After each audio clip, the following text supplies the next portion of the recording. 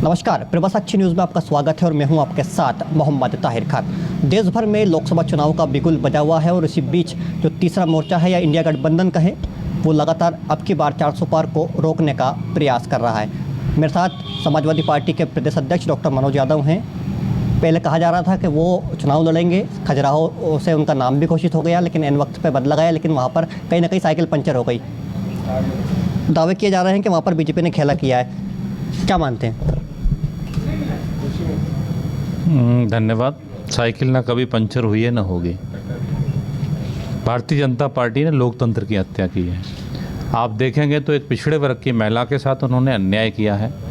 जो भारतीय जनता पार्टी महिलाओं की सुरक्षा की बात करती है, हक अधिकार देने की बात करती है, उन्होंने समाजवादी पार्टी की एक पिछड़े वर्ग की महिला मीरा यादव जी का एक षड्यंत्र पूर्वक अपने चुनाव आयोग को बीजेपी का एजेंट बनाकर जो उनका नॉमिनेशन निरस्त किया है, ये लोकतंत्र में बहुत ही शर्मनाक है। क्योंकि भारतीय जनता पार्टी डरी हुई थी कि वहाँ उनकी भारतीय जनता पार्टी के सबसे प्रदेश के संगठन के बड़े मुखिया BD शर्मा जी चुनाव लड़ रहे हैं, वो हारने जा रहे थे, उन्हें डर था, इसीलिए कलेक्टर को बदला गया और ये षड्यंत्रपूर्वक ये घटना को अंजाम दिया गया है। समाजवादी पार्टी इन हरकतों से डरने वाली नहीं है, न कभी डरेगी, डट के मुकाबला करेगी।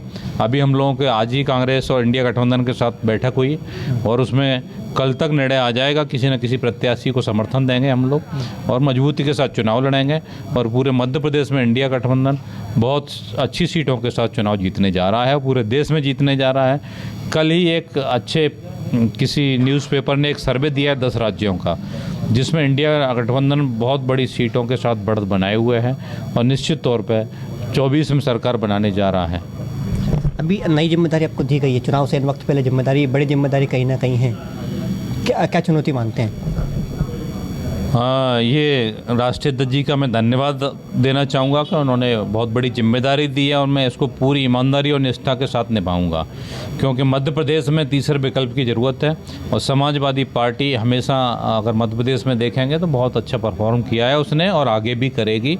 तो परसों 12 तारीख को खजुराहो में एक संगठन की पहली बैठक रखी गई थी, जिसमें सभी समाजवादी कार्यकर्ताओं में एक नए जोश के साथ ऊर्जा थी और सबने कहा है कि आने वाला जो समय है वो मध्य प्रदेश में समाजवादी पार्टी का होगा। अभी आप वहाँ पर दूसरे प्रत्याशी को समर्थन देने जा रहे हैं, उसको लेकर क्या कुछ रणनीति है, क्या सहमति बनी है गठबंधन से?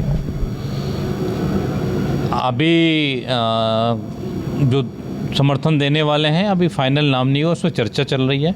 हम लोग रात तक फाइनल कर लेंगे। कल आप लोगों को प्रेस के माध्यम से बता दिया जाएगा कि जो भी नाम होगा निकल के आएगा, उसको बता दिया जाएगा और पूरी ताकत के साथ इंडिया गठबंधन उस व्यक्ति को सपोर्ट करेगा, जो भी व्यक्ति रहेगा, और मजबूती के साथ चुनाव मैदान में रहेगा। लगातार आप प्रदेश के दौरे कर रहे हैं, क्या कुछ मुद्दे निकल के सामने आए? मुद्दे क्या निकल के आए जो असल मुद्दे हैं, जमीन से जुड़े मुद्दे? बहुत अच्छा सवाल पूछा आपने पत्रकार महोदय जी, क्योंकि मध्य प्रदेश में सबसे ज़्यादा अगर देखेंगे तो बेरोजगारी मध्य प्रदेश में है, सबसे ज़्यादा महिलाओं के साथ अपराध मध्य प्रदेश में हो रहे हैं। अगर NCRB के डाटा उठा के देखेंगे तो सबसे ज़्यादा बलात्कार मध्य प्रदेश में हो रहे हैं महिलाओं के साथ में। जो हमारे आदिवासी समाज है, सबसे ज़्यादा अन्याय मध्य प्रदेश में उस पर हो रहा है। कुछ दिन पहले की घटना है कि चुनाव से पहले सीधी में घटना हुई थी, जो आदिवासी के ऊपर महिला के आदिवासी समाज के व्यक्ति पर जो भारतीय जनता पार्टी का नेता है उसने पेशाब किया था। इससे ज़्यादा शर्मनाक हमारे लोकतंत्र में क्या हो सकता है? फिर भारतीय जनता पार्टी के मुख्यमंत्री ने एक नौटंकी की, उसको वो व्यक्ति नहीं बुलाया, दूसरे व्यक्ति को बुला के पैर धुले।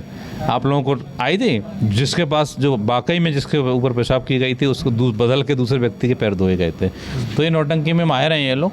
तो मध्य प्रदेश में सबसे ज़्यादा बेरोजगारी मध्य प्रदेश में है, सबसे ज़्यादा महंगाई अगर डीजल पेट्रोल देखेंगे तो मध्य प्रदेश में महंगा है पूरे देश में अगर बात करेंगे तो इसलिए मुद्दे ही मुद्दे हैं और पूरी जनता इंडिया गठबंधन को सपोर्ट कर रही है और भारतीय जनता पार्टी को इस बार जरूर सबक सिखाएगी और 2024 में इंडिया गठबंधन की सरकार पूरे देश में बनेगी। मोदी है तो मुमकिन है, अब की बार 400 पार, लगातार इसको रोकने का प्रयास में इंडिया गठबंधन लगा हुआ है। लेकिन पूरे देश की बात करें तो इंडिया गठबंधन को लोग वोट क्यों दें? मुद्दे क्या हैं आपके और किन मुद्दों को लेकर जनता के बीच जा रहे हैं, क्या वादे किए हैं? सबसे पहला मुद्दा है कि महिलाओं की सुरक्षा का मुद्दा है, जो सबसे ज़्यादा भारतीय जनता पार्टी की सरकार में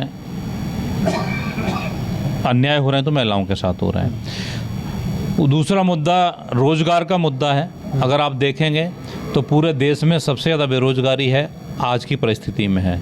जो मोदी जी का 10 साल का कार्यकाल है, इस कार्यकाल में अगर देखेंगे तो कितनी वैकेंसी ये भर पाए हैं। आज भारतीय सेना में जो हमारे गरीब किसानों के बेटे जाया करते थे, वहाँ भी अग्निवीर जैसी योजना को लाके उनके पेट पे लात मारी है इन्होंने। क्या आप 4 साल में रिटायर करने वाले हैं उसमें, फिर वो नौजवान कहाँ जाएगा। तो हमारे घोषणा पत्र में सबसे पहले अग्निवीर को ख़त्म किया जाएगा। इंडिया गठबंधन के घोषणा पत्र है। लोगों को स्थायी रोजगार दिया जाएगा। जो हमारा ओल्ड पेंशन स्कीम है का मुद्दा है, वो इंडिया गठबंधन का, हमारा समाजवादी पार्टी इंडिया गठबंधन का मुद्दा है जो घोषणा पत्र में है कि ओल्ड पेंशन स्कीम लागू होनी चाहिए। साथ में ही जो संविदा पे जो कर्मचारी हमारे रहते हैं उनको परमानेंट किया जाना चाहिए। बेरोजगारी भत्ता मिलना चाहिए। हर परिवार को, महिला को या एक व्यक्ति को वहाँ पे एक परिवार को 500 रुपये का डाटा, जो डाटा आज की डेट में जो हम लोग, हर व्यक्ति के लिए मोबाइल ज़रूरी है, तो 500 रुपये का डाटा मिलना चाहिए। और जो राशन की ये लोग बात कर रहे हैं, तो हम लोग उसकी जगह आटा देंगे। वो भी आटा में जो पोषक तत्व होने चाहिए, जो न्यूट्रेंट होने चाहिए। आज कुपोषण की मध्य प्रदेश में सबसे ज़्यादा कुपोषण है। आप देखेंगे तो आज भी जो सर्वे आया है, सबसे ज़्यादा कुपोषित बच्चे हैं तो मध्य प्रदेश में हैं। तो जो भरपूर पोषक तत्वों के साथ जो आटा जाना चाहिए एक अच्छे प्लांट के तहत, वो परिवार को दिया जाना चाहिए, हमारे घोषणा पत्र में है। जो हमारी महिलाएं हैं, जो कन्याएं हैं, उनके लिए शिक्षा KG से लेकर तक PG तक फ्री होनी चाहिए। ये घोषणा पत्र है हमारे। आज बीजेपी ने अपना घोषणा पत्र जारी कर दिया है। तमाम वादे किए हैं, किसान हो, युवा हो, महिलाओं हो, उसको कैसे देखते हैं? ये भारतीय जनता पार्टी का नाम भारतीय झूठ पार्टी होना चाहिए बदल के, क्योंकि ये झूठे वादे करती है। आज तक भारतीय जनता पार्टी का एक घोषणा पत्र बताइए जो उसने पूरा किया हो। भारतीय जनता पार्टी ने या मोदी सरकार ने या मध्य प्रदेश सरकार ने, आप एक घोषणा पत्र बताइए जिन्होंने पूरा किया हो। अभी मध्य प्रदेश में चुनाव कितने महीने पहले हुआ था? 4 महीने पहले चुनाव हुआ था। उसमें उसका घोषणा पत्र आप उठाइए। 1 करोड़ 10 लाख महिलाओं को इन्होंने कहा था कि हम 3000 रुपये पर मंथ देंगे बहनाओं के लिए। एक महिला को दिया है क्या? आपकी नज़र में एक महिला है क्या इन्होंने दिया है? 3000 किसी महिला को मिला है? 450 रुपये में क्या कहा था? सिलेंडर दिया जाएगा, बोला गया था। क्या दिया इन्होंने सिलेंडर? तो ये घोषणा पत्र इनका झूठा घोषणा पत्र है। जो कहते हैं ना कि चुनावी जुमले होते हैं, तो भारतीय जनता पार्टी केवल चुनावी जुमले लेके आती है, लोगों को बहकाने के लिए, भड़काने के लिए। लेकिन जनता समझदार है, इनकी बात समझ चुकी है घोषणाएं। क्योंकि हिटलर का शासन भी 10 साल रहा था, तो मोदी जी के शासन को भी 10 साल हो गए हैं। तो मोदी जी की बहुत अच्छी विदाई होने वाली है और इंडिया गठबंधन की सरकार आने वाली है। अंतिम सवाल है, लगातार भगदड़ मची हुई है कांग्रेस में, गठबंधन का हिस्सा है वो भी, और आपकी पार्टी में भी कई नेता छोड़ के गए हैं। अब विजय सचान 30 सालों का साथ था अखिलेश जी से, उन्होंने भी पार्टी छोड़ी है। क्या मानते हैं क्यों ऐसा हो रहा है? ये उन विचारों की कुछ मजबूरियां हैं जो भारतीय जनता पार्टी लोकतंत्र की हत्या कर रही है। आप देखेंगे किसी पे केस लगा रही है, किसी को डरा रही है। तो ये वो किसी न किसी परिस्थिति में गए, कैमरे के पीछे अगर किसी से बात करेंगे तो वो अपना मजबूरी बता देगा। क्योंकि आज की डेट में लोकतंत्र को जो ख़त्म किया जा रहा है, आप झारखंड में देख लें कि एक चुने हुए मुख्यमंत्री को ये लोग केस उस पर अपराध साबित नहीं हुआ है लेकिन जेल भेज देते हैं। ED CBI सारी एजेंसियों का इस्तेमाल जो कर रहे हैं, ये भारतीय जनता पार्टी के एजेंट के रूप में किया जा रहा है। तो ये थे डॉक्टर मनोज यादव जी, समाजवादी पार्टी के नवनियुक्त प्रदेश अध्यक्ष हैं। इंडिया गठबंधन के साथ मिलकर जनता की हक की लड़ाई लड़ रहे हैं।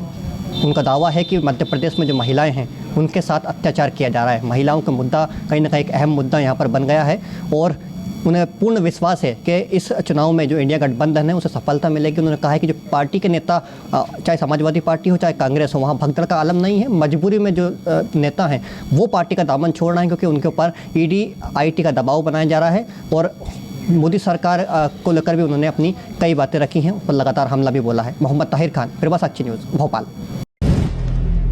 अगर आप भी लेना चाहते हैं देश दुनिया की तमाम जानकारी तो आज ही सब्सक्राइब करें हमारे चैनल को।